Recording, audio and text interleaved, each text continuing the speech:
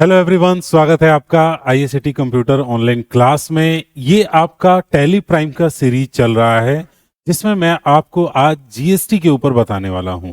दोस्तों, अगर आप टैली सीख रहे हैं, अगर आप अकाउंटिंग, जीएसटी या बिजनेस करना चाहते हैं तो ये वीडियो आपके लिए बहुत ही ज़्यादा इम्पोर्टेंट होने वाला है, क्योंकि इस वीडियो में मैं आपको जीएसटी से रिलेटेड हर एक छोटी बड़ी चीज़ बताने वाला हूँ। जीएसटी कितने तरह का होता है, 2025-26 के इस साल में जीएसटी में क्या बदलाव हुए हैं, यानी जीएसटी 2.0 के बारे में। फिर उसके बाद एचएसएन कोड क्या होता है, ई वे बिल क्या होते हैं, क्या टैक्स सिस्टम था पुराने दौर में, कैस्केड इफेक्ट क्या होता है, हर वो चीज, पूरी हिस्ट्री और जीएसटी कैसे एप्लीकेबल होता है, सारा डिटेल आपको इस वीडियो में बताने वाला हूं।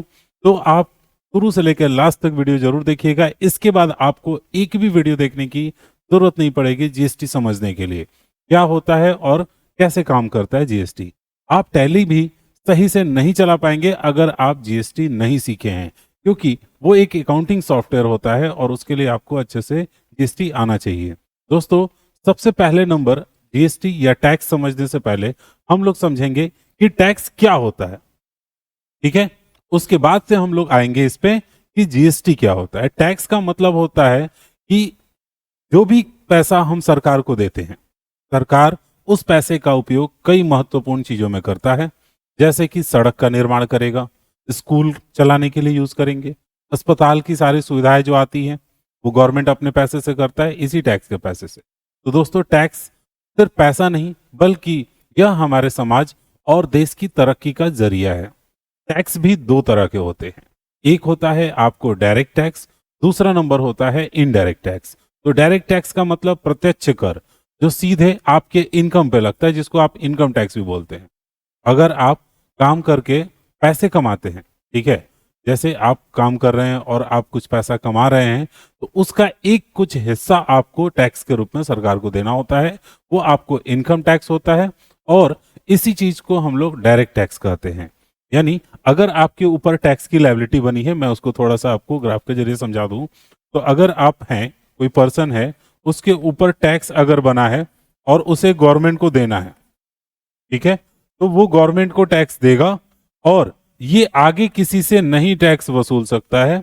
ये आपका डायरेक्ट टैक्स होता है। और इनडायरेक्ट में यही एक फर्क होता है कि ये टैक्स का पैसा फिर वो आगे किसी और पर्सन से वसूला, उसने किसी और को सेल किया, उससे वसूला, तो वो हो जाता है आपका, सिंपली भाषा में आप समझ लीजिए, इनडायरेक्ट टैक्स।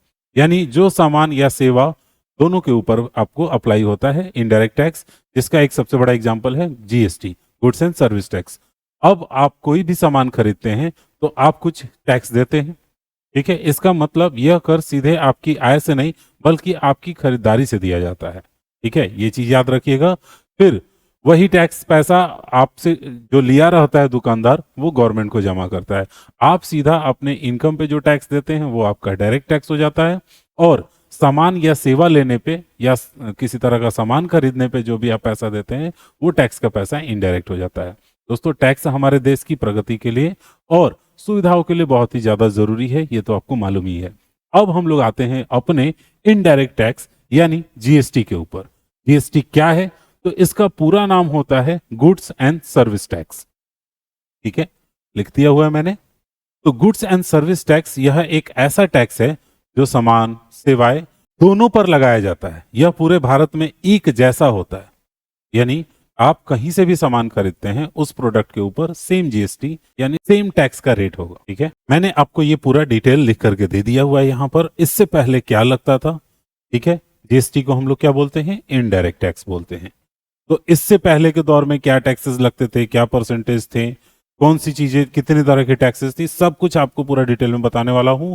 और साथ ही साथ ये पूरा पीपीटी फाइल आपको पीडीएफ में डिस्क्रिप्शन में मिल जाएगा, आप एक क्लिक में डाउनलोड कर सकते हैं और अपनी तैयारी और अच्छी कर सकते हैं, या इसको डिटेल में और पढ़ के समझ सकते हैं। तो मैं अपने सारे क्लास में जो भी टॉपिक रहता है, जो भी मैं पढ़ा रहा होता हूँ, उसको मैं डिस्क्रिप्शन में पीडीएफ बना के अपलोड कर देता हूँ। आम जन के लिए, किसी के लिए भी अवेलेबल है, आप इजीली क्लिक करके डाउनलोड कर सकते हैं। दोस्तों, अब आगे हम लोग बात करते हैं कि जीएसटी ने क्या क्या रिप्लेस किया है। एक्साइज, वैट, सर्विस, ये सारे टैक्सेस थे जिसको इसने रिप्लेस कर दिया और उसकी जगह पे ये आ गया है। ये दोनों ही चीजों पे लगता है, गुड्स और सर्विस, तो दोनों अलग अलग, गुड्स के लिए वैट और सर्विस के लिए सर्विस टैक्स की जरूरत अब नहीं होती है।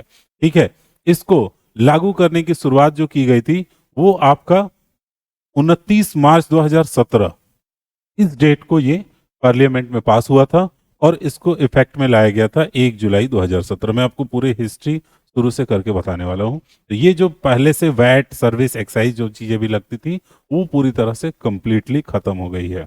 हर राज्य का अलग अलग भी टैक्स था, अलग अलग हिसाब था। इससे बिजनेस बहुत ज्यादा मतलब मुश्किल से करना होता था। कहीं से सामान आप खरीद के ला रहे हैं तो बहुत दिक्कत होती थी, कहीं कोई और टैक्स है, कहीं कोई और टैक्स है, कहीं कुछ और परसेंटेज है, कहीं कुछ और परसेंटेज है। इसका सबसे बड़ा एग्जाम्पल आज भी आप देख सकते हैं पेट्रोल और डीजल पे। आप किसी भी राज्य में जाएंगे तो आपको एक रेट कभी नहीं मिलेगा, क्योंकि वो जीएसटी के दायरे से बाहर आता है। पेट्रोल और डीजल ये कुछ ऐसे प्रोडक्ट्स हैं जिस पे जीएसटी नहीं लगता, इसलिए जहां भी जाएंगे आपको उस पर टैक्स अलग अलग मिलेगा, इसलिए उसके रेट भी अलग अलग होते हैं। तो जीएसटी क्यों लगाया गया? सरकार चाहती थी कि एक देश हो, एक टैक्स हो, टैक्स सरल हो जाए, व्यापारी को राहत हो और टैक्स की चोरी भी रुके, इसलिए जीएसटी को इम्प्लीमेंट किया गया। अब जीएसटी कब लागू हुआ, कैसे लागू हुआ, पूरा मैं आपको हिस्ट्री दिखाता हूं। और थोड़ा सा आप इसको डिटेल में चाहेंगे पढ़ना तो आप इसको डिटेल में पढ़ सकते हैं। पीडीएफ मैंने जैसे आपको बता दिया, वहां से आप डाउनलोड करके। सन 2000 में इसकी कहानी शुरुआत हुई थी। ठीक है, सबसे पहले नंबर जब पीएम वाजपेयी थे, उन्होंने एक कमेटी बनाया और शुरू किया इसको कि मुझे जीएसटी, कोई टैक्स सिस्टम ऐसा एप्लीकेबल बने जो कि ज्यादा चीजें आसान हो जाए, जिसमें जीएसटी का ड्राफ्ट बनाया गया। 2004 में उसको और आगे ले जाया गया, जिसमें कि एक कमिटमेंट किया गया, एक बात कही गई कि जीएसटी को अगर नहीं लागू किया गया तो जो टैक्स स्ट्रक्चर है वो इम्प्रूव नहीं होगा। इम्प्रूव करना है तो जीएसटी को लागू कर देना चाहिए। बट 2006 में इसको प्रपोज कर दिया गया कि अब जीएसटी 1 अप्रैल 2010 से लागू होगी। 2007 में कुछ और बदलाव हुए, जिसमें सेंट्रल सेल टैक्स के परसेंटेज को कम किया गया। फिर 2008 में कुछ और बदलाव हुए, 2010 में, इसी तरह ये साल दर साल आगे चलता रहा। 2010 में लागू होना था बट ये नहीं हुआ। फिर उसके बाद से आगे बढ़ा, 2012 में कुछ और चीजें, कुछ और बातें हुई। 2013, 2014, 15 ये आगे बढ़ता चला गया। 2015 वो टाइम था जब इसको पार्लियामेंट में पहली बार इंट्रोड्यूस किया गया और उस समय ये लागू नहीं हो पाया, क्योंकि 2 सदन होते हैं, दोनों में ये पास नहीं हो पाया। फिर 2016, 2017, इस तरह से 17 में जब जाकर के पहुंचा तब ये दोनों ही पार्लियामेंट में पास हुआ। और उसके बाद से पूरे 3 महीने बाद, यानी 1 क्वार्टर के बाद, जब ये मार्च में पास हुआ था, उसके बाद से अप्रैल में नहीं लागू किया गया। 3 महीने का समय दिया गया कि अपना सारा चीज हिसाब किताब समझ लीजिए लो, अब ये अप्लाई होने वाला है नया टैक्स सिस्टम, और इसके लिए तैयार रहें। इसे लाने के लिए संविधान में संशोधन किया गया था और यही संशोधन होने के बाद से ये बिल लागू कर दिया गया था। ठीक है, अब दोस्तों हम लोग बात करेंगे जीएसटी तो मान लीजिए लागू हो गया। अब जो जीएसटी में क्या क्या तरह के टैक्सेस होते हैं, कितने तरह के टैक्स होते हैं, उसके बारे में हम डिटेल्स में समझते हैं। मेन इसका मकसद यही था कि सारे के सारे राज्य जो हो वो टोटल एक ही परसेंटेज पे काम करे। अब टैक्स कितने तरह के होते हैं, ये टोटल में आपको जीएसटी टैक्स कितने तरह के होते हैं उसके बारे में हम लोग अच्छे से समझ लेते हैं। 3 तरह के टोटल आपके टैक्स होते हैं, सीजीएसटी, एसजीएसटी और आईजीएसटी। एक एक करके सबके बारे में अच्छे से समझाने वाला हूं मैं आपको। यानी टैक्स जो लगेगा वो आपके स्टेट के ऊपर ये अप्लीकेबल होते हैं।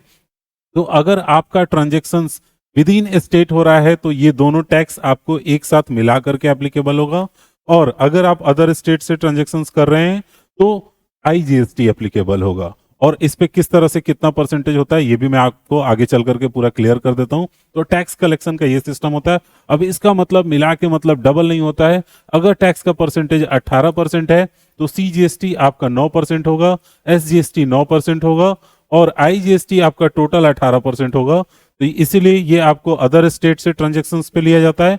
ये सेम स्टेट में होता है, जिसमें से एक हिस्सा सेंट्रल ले लेता है, एक हिस्सा स्टेट के पास होता है, और इंटर स्टेट का जो भी टैक्स कलेक्ट होता है वो भी सेंट्रल गवर्नमेंट अपने पास रखती है, और उसके बदले में स्टेट को बहुत सारी बेनिफिट सुविधाएं दे रही होती है। ठीक है, तो ये आप समझ गए होंगे। तो अगर आप सेम राज्य में करेंगे तो सीजीएसटी एसजीएसटी होगा, अदर राज्य में करेंगे तो आईजीएसटी लगेगी। ये आपका टैक्स सिस्टम होता है। जीएसटी में वस्तुओं और सेवाओं की बिक्री पर लगने वाले कैस्केडिंग इफेक्ट के बारे में बात करते हैं दोस्तों अब हम लोग। और वो कैसे इफेक्ट डालता है वो पूरा डिटेल भी मैं आपको आगे बताने वाला हूं।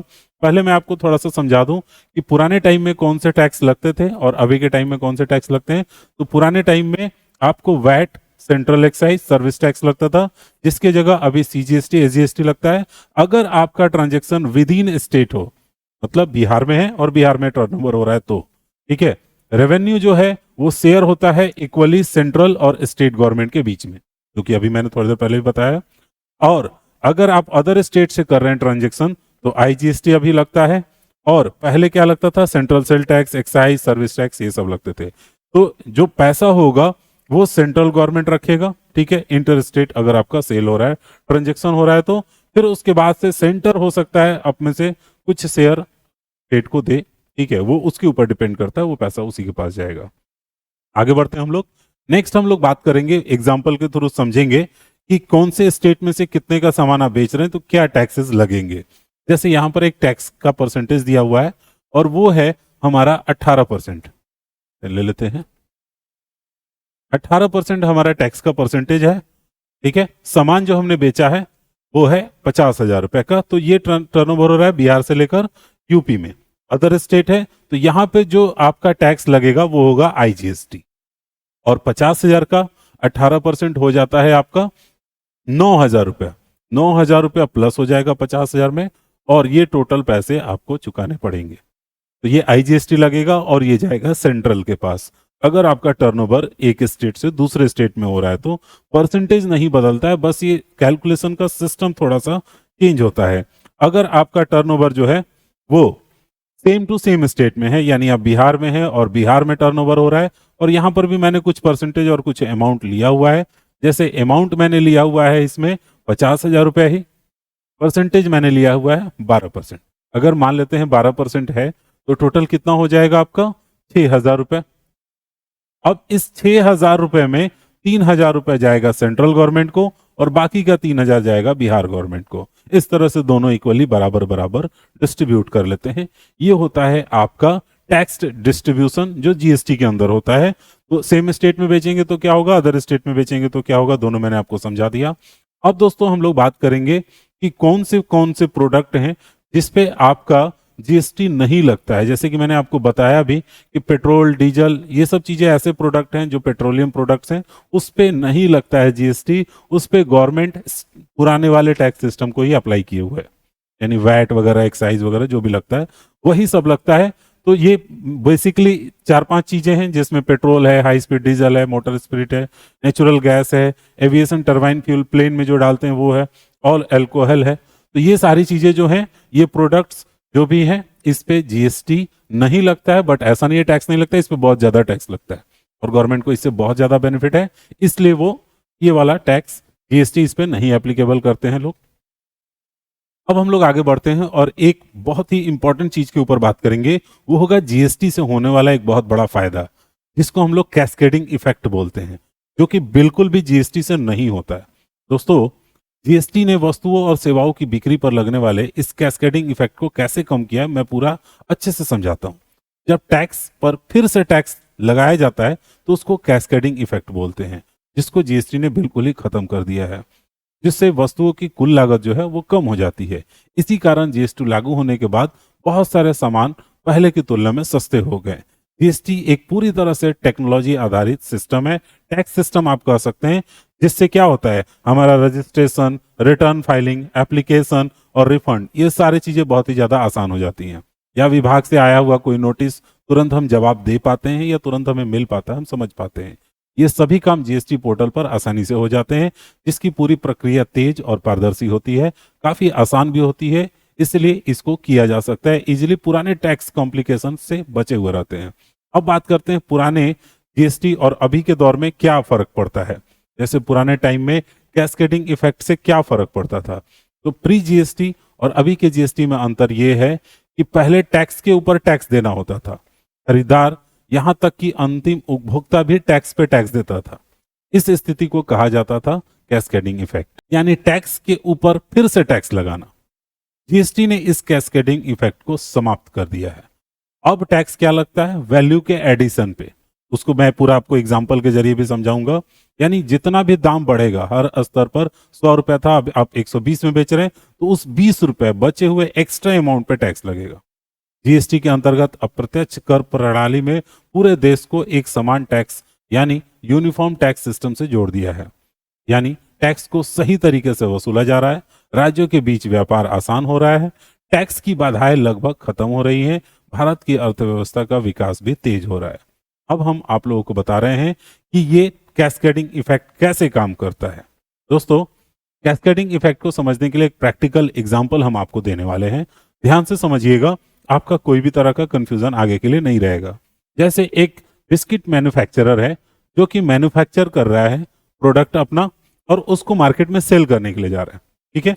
तो उसका जो प्रोडक्ट है, जो मैन्युफैक्चरिंग कॉस्ट है, वो है यहां पर 1,000 रुपए, ठीक है। और फिर इसके बाद से इसके ऊपर जो टैक्स का परसेंटेज है वो ऊपर फिक्स है, पहले से 10% टैक्स लग रहा है। यानी कितना हो जाएगा? 100 रुपए। हमारा 1,000 रुपया प्राइस हो गया, 100 रुपया टैक्स हो गया, दाम हो गया 1,100 रुपया। ये पुराने वाले टैक्स सिस्टम, मैं पुराने दौर की बात कर रहा हूं। अब इसके बाद उस 1,100 पे जो होलसेलर है उसने 300 रुपए का प्रॉफिट ऐड किया, तो दाम हो गया 1,400 रुपया। अब इस पूरे अमाउंट पे फिर से टैक्स कैलकुलेट होगा 10%, यानी पुराने 1,000 पे जो दे चुके थे उसके बाद फिर देना होगा, तो 140 रुपया टैक्स बनेगा। टोटल जोड़ के 1,540 रुपया टैक्स देना पड़ेगा और सामान का दाम दोनों जुड़ा हुआ रहेगा। अब अगला जो रिटेलर है वो 500 रुपए का प्रॉफिट जोड़ रहा है और अब दाम हो जा रहा है इसमें 500 रुपए जोड़ने पे 2,040 रुपए। अब इस 2,040 रुपए पे फिर से 10% का टैक्स लगेगा और ये आपका दाम हो जाएगा 2,244 रुपए।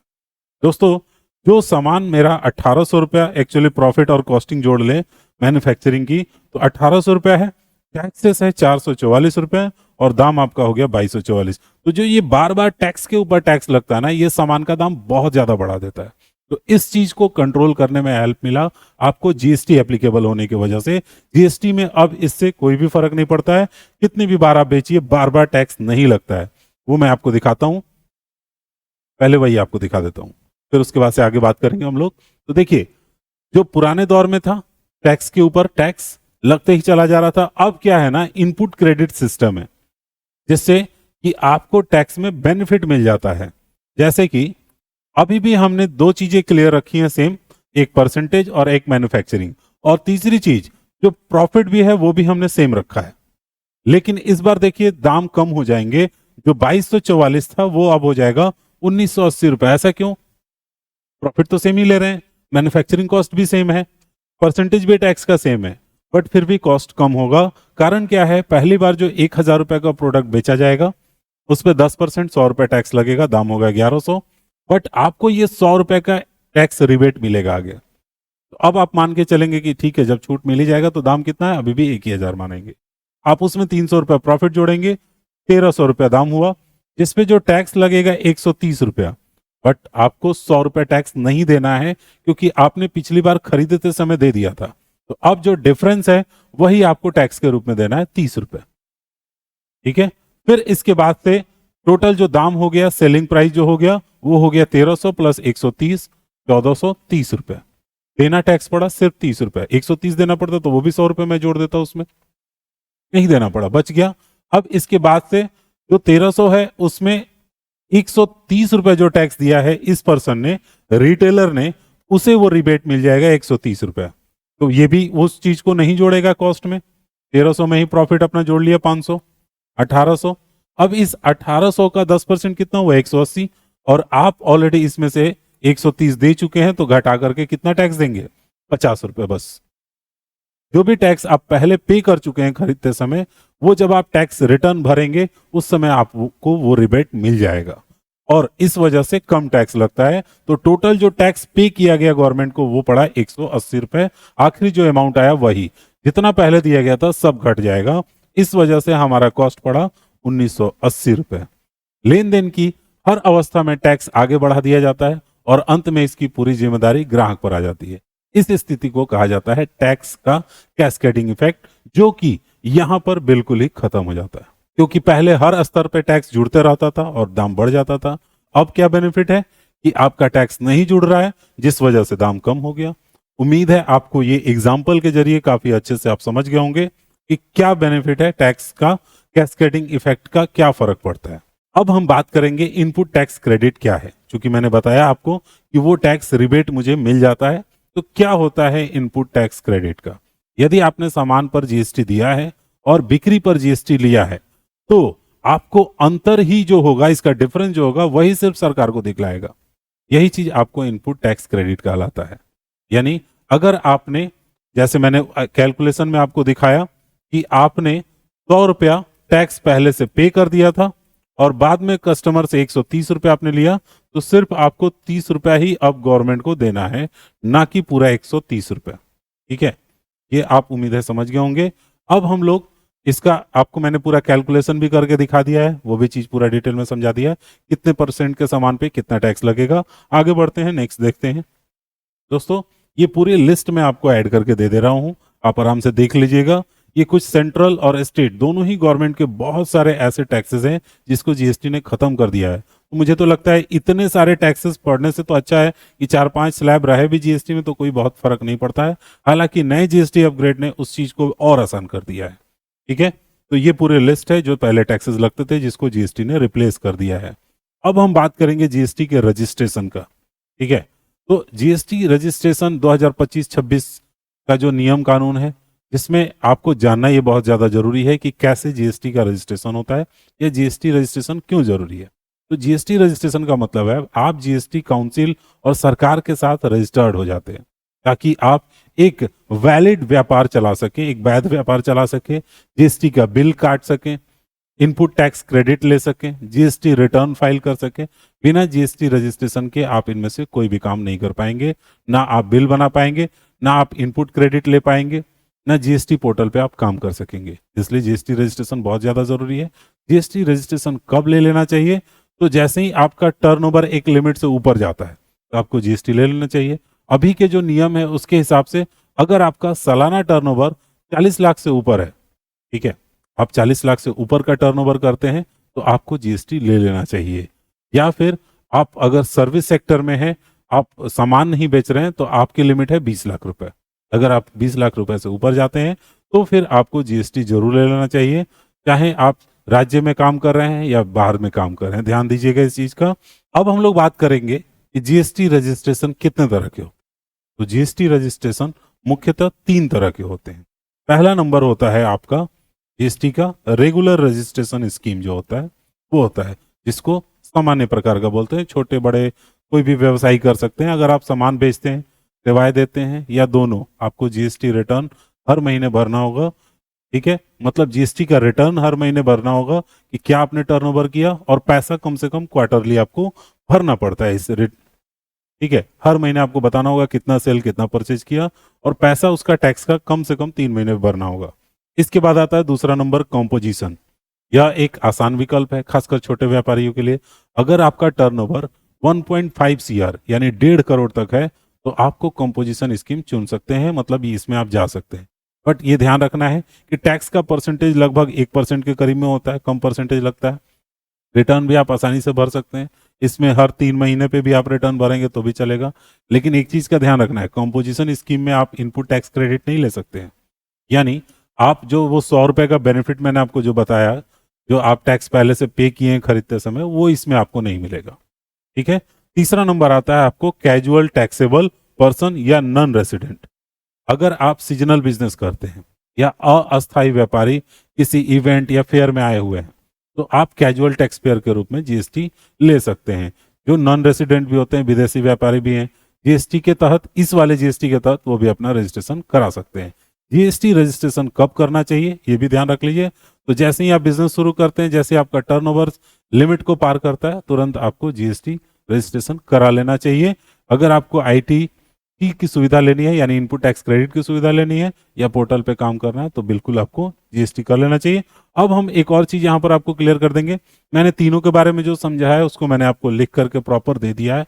आप इसको प्रॉपर नोट करके लिख करके समझ सकते हैं। मैंने तीनों आपको ये चीजें बता दी हैं ऑलरेडी। ठीक है, 3 तरह के जो रजिस्ट्रेशन थे। अब एक बहुत ही ज्यादा इंपॉर्टेंट चीज पे मैं बात करने वाला हूँ, वो जीएसटी के नंबर के ऊपर। ठीक है, आगे बढ़ते हैं हम नेक्स्ट टॉपिक पे, बट उससे पहले हम जीएसटी के नंबर, यानी जो 15 डिजिट का जीएसटी नंबर होता है, जीएसटी इन बोलते हैं जिसको, उस पे पूरा डिटेल समझाने वाला हूं कि वो नंबर बनता कैसे है। तो जो 15 डिजिट का आपका जीएसटी नंबर है, मैं एक नंबर लिख देता हूं यहां पर, फिर उसके ऊपर हम लोग बात करते हैं एक एक करके। जीएसटी नंबर में शुरुआत में आपको 2 नंबर देखने को मिलेंगे, उसके बाद से कुछ अल्फाबेटिकल देखने को मिलेंगे। ठीक है, कोई भी मैं नंबर लिख दे रहा हूं, आप, मैं कोई जेन्युइन जीएसटी नंबर नहीं लिख रहा हूं यहाँ पर, इसलिए 1 2 3 4 इस तरह मैं लिख रहा हूं। फिर एक अल्फाबेट होगा, यहां तक होने के बाद से आपको एक नंबर हो सकता है मिले, फिर उसके बाद से आपको एक जेड देखने को मिलेगा, और फिर कोई भी नंबर आपको देखने को मिलेगा। तो ये टोटल कुछ फॉर्मेट में बटा होता है, कुछ पार्ट में बटा होता है। ठीक है, पहला एक पार्ट ये हो गया, फिर ये पार्ट हो गया, फिर ये अलग, फिर ये अलग, फिर ये अलग। इन सब के बारे में मैं आपको पूरा डिटेल में समझाने वाला हूं। इसके बाद से आपको किसी भी तरह का कोई भी कंफ्यूजन नहीं होगा। यह टोटल कितने डिजिट का होता है? तो 15 डिजिट का होता है। हर जीएसटी रजिस्टर्ड व्यापारी को यह मिलता है, यही नंबर उसकी पहचान होती है जीएसटी सिस्टम में। सरल शब्दों में कहें तो जीएसटी इन व्यापारी का जीएसटी वाला आधार कार्ड है। जीएसटी का पूरा फॉर्मेट जीएसटी इन ऐसे कुछ दिख रहा होता है।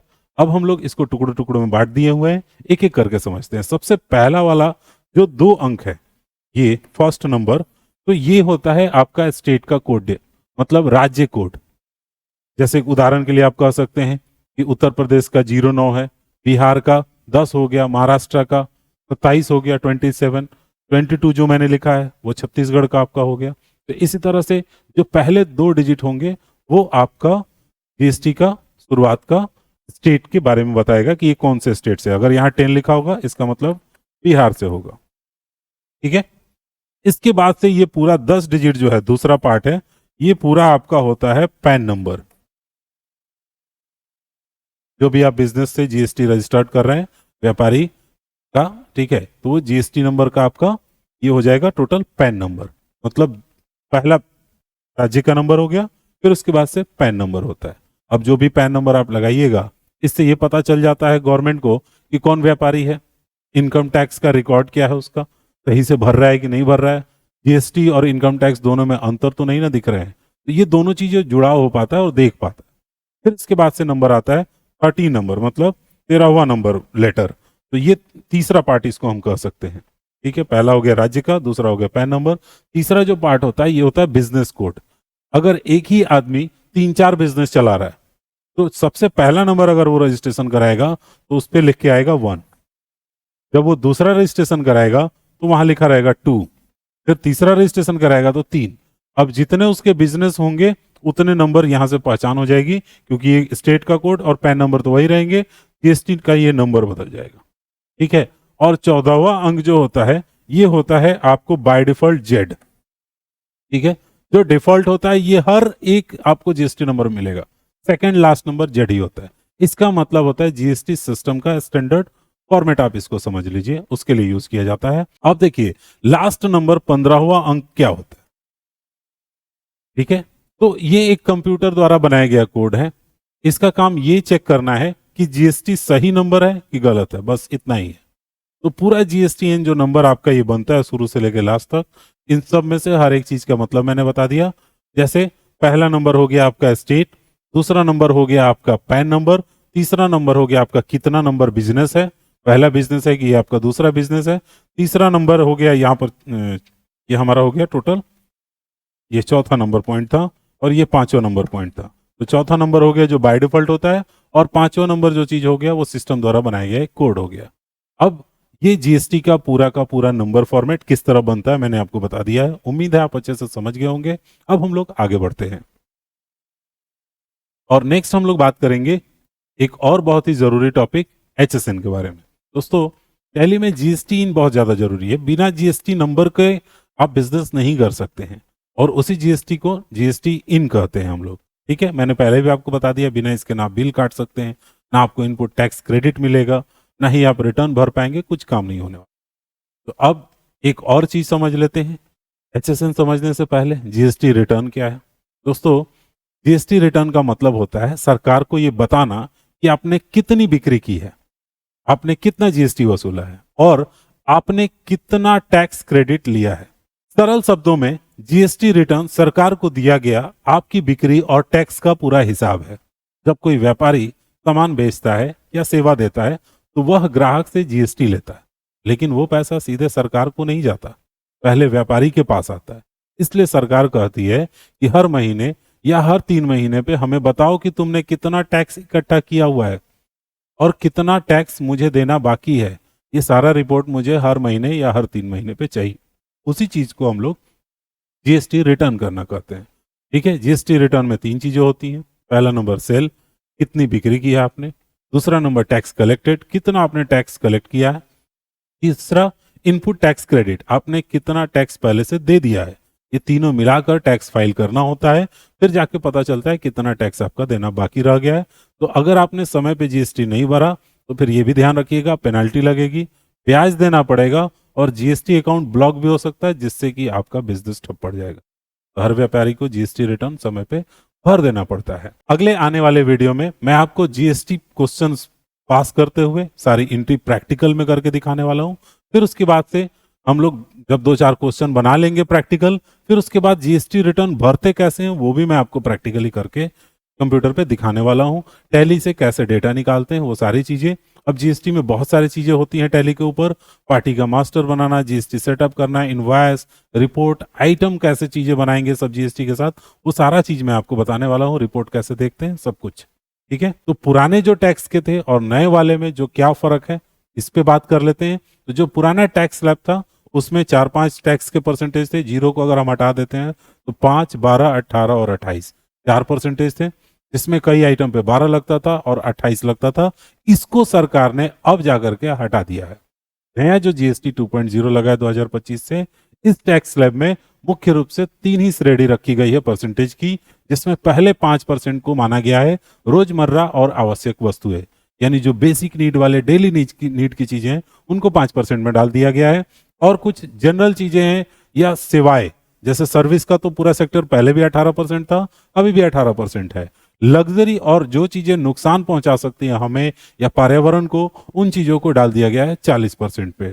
तो इस तरह से कहा जा सकता है बेसिक नीड वाली चीजें 5% पे, और बेसिक जनरल उससे थोड़ा सा आगे जाने वाले चीजें जो कि रहे ना रहे बहुत जरूरी नहीं है, सामान्य वस्तु उनको बोलते हैं या सेवाएं 18% और लग्जरी को 40%। ये नया जीएसटी अपडेट है, ध्यान रखिएगा इस चीज का। अब हम लोग बात करते हैं कि इससे क्या बेनिफिट हुआ। तो टैक्स कैलकुलेशन आसान हो गया। ठीक है, जीएसटी एंट्री टैली प्राइम में करना आसान हो गया, गलती कम होता है, 3 ही परसेंटेज है ही, थोड़ा सा कम और लेजर वगैरह कम बनाने पड़ेंगे आपको उसके अंदर। सरकार का टैक्स कलेक्शन थोड़ा बेहतर हो गया है क्योंकि परसेंटेज बीच वाला 12% चीजें हट गई हैं। बहुत सारी चीजों पर 28% था, वो अब 40 मिल रहा है, तो वो भी बढ़ गया है। लोगों को कुछ फायदा है, रोजमर्रा की चीजें कम हो गई हैं, परसेंटेज तो सस्ती हो गई हैं। तो ये बहुत ही बढ़िया स्टेप कहा जा सकता है। ठीक है, या फिर कह सकते हैं जीएसटी का नेक्स्ट भारत का गवर्नमेंट का स्टेप है। अब हम लोग बात करेंगे एचएसएन कोड। हम लोग इसके बारे में अच्छे से डिटेल में समझेंगे। देखिए एचएसएन कोड क्या है, बहुत लोग जीएसटी बताएंगे बट इन सब चीजों के बारे में छोड़ देते हैं लोग, फिर कंफ्यूजन बना रहता है क्योंकि जब आप प्रोडक्ट चुनते हैं तो साथ में आपको एचएसएन कोड पता होना चाहिए। जब आप टैली में यूज कर रहे हैं तो आपको प्रोडक्ट के साथ एचएसएन कोड मेंटेन करना पड़ता है, तो इसकी भी जानकारी आपको होनी चाहिए। इसलिए मैंने इस वीडियो में इसको भी रखा हुआ है, साथ में ई-वे बिल के बारे में भी आपको अच्छे से समझाएंगे। तो एचएसएन कोड क्या होता है इसको अच्छे से डिटेल में समझते हैं। सबसे पहले इसका मतलब क्या है तो जानिए।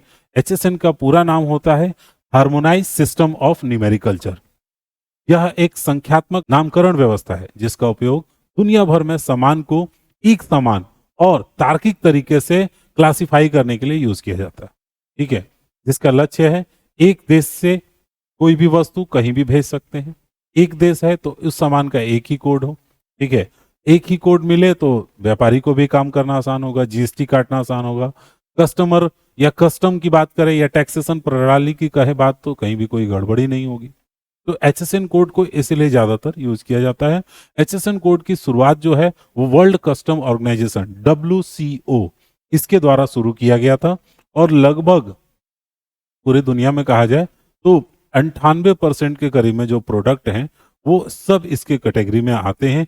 200 से ज्यादा देश इसको फॉलो करते हैं। अब बात करते हैं एचएसएन कोड क्यों जरूरी है। एचएसएन कोड सामान को एक यूनिक नंबर देता है। यह जीएसटी इनवॉइस और टैक्सेशन के लिए एक समझ लीजिए कंपलसरी चीज है। कस्टम क्लियरेंस के लिए इंपॉर्टेंट है, जहां पर आप इंटरनेशनल ट्रेड करते हैं, और सामान की पहचान को भी आसान बनाता है बिना किसी भ्रम में। जैसे एक ही सामान को अलग अलग जगहों पे अलग अलग नाम से लोग बोलते हैं, लेकिन अगर नंबर आप दे देंगे तो फिक्स हो जाएगा, वही नंबर होगा। नाम लोग कुछ भी लिखें, नंबर तो उसका एक ही रहेगा। जैसे कोई भी फ़ोन है, मोबाइल फ़ोन है, तो उसका HSN कोड हो गया, तो अब GST में सिस्टम उसका प्रोडक्ट कैटेगरी में उसका वही उठाएगा, तो टैक्स रेट लगाना आसान होगा। कुल मिलाकर के HSN कोड वस्तुओं को एक आम भाषा में पहचान देता है, जिससे व्यापार, टैक्स और कस्टम सभी आसानी से हो पाते हैं। दोस्तों, हमने समझ लिया HSN कोड क्या है, पूरी दुनिया में कैसे इस्तेमाल किया जाता है। अब समझते हैं इंडिया में GST सिस्टम में HSN का क्या रोल है। तो गुड्स एंड सर्विस टैक्स में जो सभी वस्तुओं और सेवाओं पर एक समान टैक्स सिस्टम लागू करता है, उसका उद्देश्य है पुराने अलग अलग अप्रत्यक्ष करों को हटाकर एक सरल और पारदर्शी टैक्स सिस्टम बनाए। लेकिन भारत में HSN कोई नया सिस्टम नहीं है, ये लगभग 1986 से ही लागू है, जब सेंट्रल एक्साइज और कस्टम में HSN कोड का उपयोग शुरू किया गया था। यानी GST आने से पहले ही HSN था, बट सामान और पहचान का वर्गीकरण भी किया जा रहा था। बट GST आने के बाद HSN सिस्टम को और ज्यादा मजबूती मिला कि अब हर प्रोडक्ट में यूज करना ही है। पहले HSN 4 अंक के भी होते थे, बट अब GST में इसको थोड़ा सा और विस्तृत करने के लिए 6 अंकों में बदल दिया गया है। अब लगभग 6 डिजिट के यूज किए जाते हैं, ताकि हर वस्तु की पहचान सटीक हो सके। अब GST के अंतर्गत हर निर्माता और व्यापारी को HSN कोड के अनुसार अपने सामान को कैटेगराइज करना, ये बहुत ज्यादा जरूरी हो गया है। इस चीज के लिए कहा जाता है उनको। इसका सबसे बड़ा फायदा ये होता है कि यह GST रेट लगाने में GST इनवॉइस को सही बनाता है, टैक्स की गलती नहीं होने देता, और सरकार को भी सही जानकारी मिलती रहती है कि कोई गड़बड़ी नहीं हो रही, कोई प्रोडक्ट किसी कम वाले कैटेगरी में डाल के नहीं बेच दे रहे हैं। HSN कोड भारत के GST सिस्टम की कह सकते हैं रीढ़ की हड्डी है। इसके बिना ना ही सही टैक्स लगेगा, ना ही सही इनवॉइस बनेगा। उम्मीद है आप समझ गए होंगे। टैली प्राइम में भी GST हमको यूज करना है तो HSN कोड आना ही चाहिए, हर प्रोडक्ट में हमको यूज करना है। इसलिए मैंने आपको ये काफी डिटेल में समझा दिया। भारत में ये कैसे यूज होता है मैंने वो भी आपको बता दिया। अब हम लोग बात करेंगे एक और पॉइंट की, जो कि ये भी GST या बिलिंग या इनवाइसिंग से जुड़ा हुआ है, जो बहुत जरूरी है आपको जानना। इसको बोलते हैं ई-वे बिल। GST में ई-वे बिल की प्रणाली का जो परिचय हुआ, ये लगभग 1 अप्रैल 2018 को शुरू हुआ था। ठीक है, ई-वे बिल क्या है? जिसके माध्यम से आप जो सामान खरीदते बेचते हैं, उसका आवाजाही आसानी से हो जाए और पारदर्शी भी रहे। जैसे कोई सामान कहीं से चल के आ रहा है, तो उसको रास्ते में कई जगह चेक पोस्ट से गुजरना होता है, तो उसमें काफी ज्यादा सुविधा हो जाती है। मैंने आपको बताया 1 अप्रैल से ये आपका इंट्रोड्यूस किया गया था। किस चीज के लिए? इंटर स्टेट के लिए। ठीक है, और इसी चीज को इंट्रा स्टेट मतलब स्टेट के अंदर भी आपको अब यूज करना है, वो शुरू हो गया 15 अप्रैल 2018 से। ठीक है, दोनों को क्रमबद्ध तरीके से लागू किया गया था। ई-वे बिल सिस्टम में अब कौन कौन से शामिल है? तो मैन्युफैक्चरर, ठीक है, व्यापारी, ट्रांसपोर्टर, ये सभी ई-वे बिल अपने माल की उत्पत्ति स्थान से गंतव्य तक भेजने के लिए सामान्य पोर्टल पर आसानी से जनरेट कर सकते हैं। ये आपका टैली प्राइम के अंदर भी हो जाता है इजीली। टैक्स अथॉरिटी को क्या फायदा होता है? तो चेक पॉइंट पर समय की बचत होती है, टैक्स चोरी को कम किया जाता है। वो बस पेपर देखकर तुरंत मिला लेंगे कौन सा सामान कहाँ से चल रहा है, गाड़ी नंबर वही है, सारी चीजें मिल जाती हैं इसमें। इस सिस्टम के जरिए ट्रांसपोर्टेशन प्रक्रिया तेज, सरल और पारदर्शी हो जाती है। अब हम लोग बात करेंगे कि इन सब चीजों को पढ़ करके, GST को सीख करके क्या बेनिफिट होना है। तो हम लोगों को टैली सीखना है। ठीक है, तो टैली सीखना आसान हो जाता है, GST सीखना आसान होता है। ये लास्ट था, मैंने आपको टोटल बता दिया है। उम्मीद है आप अच्छे से समझ गए हैं। अगर आप अकाउंटेंट बनना चाहते हैं, आप टैली अच्छे से सीखना चाहते हैं, GST अच्छे से समझना चाहते हैं, तो ये पूरा थियरी क्लास आप ही के लिए था। उम्मीद है आप अच्छे से समझ गए होंगे। ये थ्योरी कंसेप्ट आपका क्लियर करने के बाद अब हम लोग चलते हैं प्रैक्टिकल के ऊपर। तो नेक्स्ट वीडियो में मैं आपको प्रैक्टिकल में बना करके दिखाऊंगा कि एक इनवॉइस कैसे पास करते हैं GST डिटेल्स के साथ। ठीक है, कैसे आप मास्टर्स बनाते हैं, सारा प्रोसेस प्रैक्टिकली आपको टैली के ऊपर स्क्रीन पे करके मैं दिखाने वाला हूं। जितना जल्दी, जितना ज्यादा लोग कमेंट करेंगे, मैं उतनी जल्दी कोशिश करूंगा टैली का प्रैक्टिकल वीडियो भी आपके लिए लेकर के आने के लिए। GST के साथ प्रैक्टिकल क्वेश्चंस के तो बहुत सारे वीडियो पड़े हुए हैं, GST के साथ वीडियो आपको लेके आऊंगा। मिलते हैं अगले वीडियो में एक और इन्फॉर्मेशन के साथ, तब तक सीखते रहिए।